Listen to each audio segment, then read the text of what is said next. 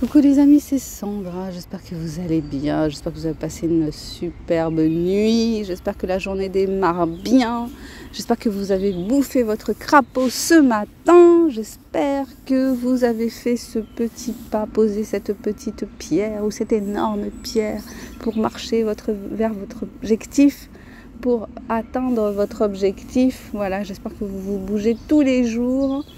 Et que vous êtes fiers de vous, parce que quand on se bouge, souvent on est fier de soi, donc c'est important, la fierté, d'éprouver de la fierté par rapport à ce qu'on fait.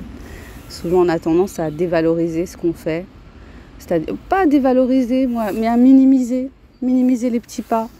Alors que si tu as réussi, si ton objectif c'est d'écrire un roman et que tu as réussi à écrire une page au bout d'un mois alors que tu as beaucoup de mal à écrire, c'est super, c'est super.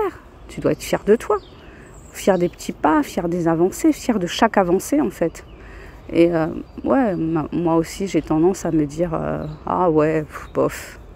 Non, en fait on devrait se dire bravo, super, t'as fait ça, t'as réalisé ça, t'as avancé.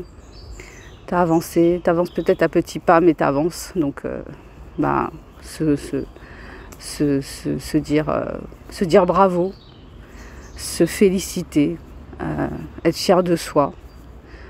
C'est pas des trucs qu'on fait toujours spontanément. Hein. On n'est pas tous des égocentriques, des personnes avec un ego surdimensionné. Pour la majorité d'entre nous, je pense qu'on est assez humble.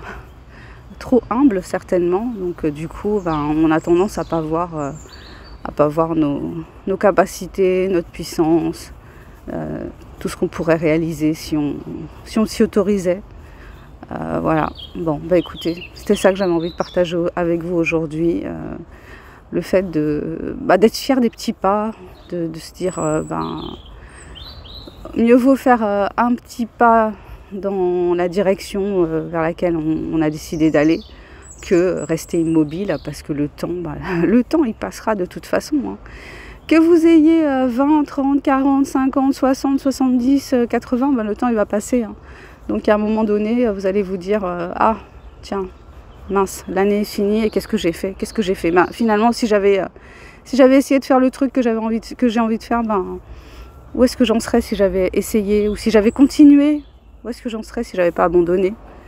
Ok, c'était ma petite réflexion du jour. J'espère que vous m'entendez parce qu'il y a le chant des oiseaux, mais il y a pas mal de bruit, de travaux.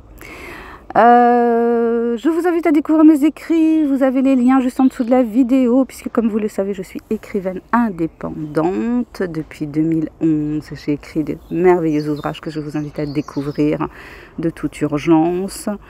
Mes formations, mon projet de devenir coach, de faire de l'accompagnement de personnes qui ont des troubles du comportement alimentaire ou qui cherchent à perdre du poids. Donc n'hésitez pas à me contacter, je suis à la recherche de cobayes, de personnes qui ont envie de travailler avec moi. Je vous fais plein de bisous, prenez soin de vous et je vous dis à bientôt pour la prochaine, bye bye.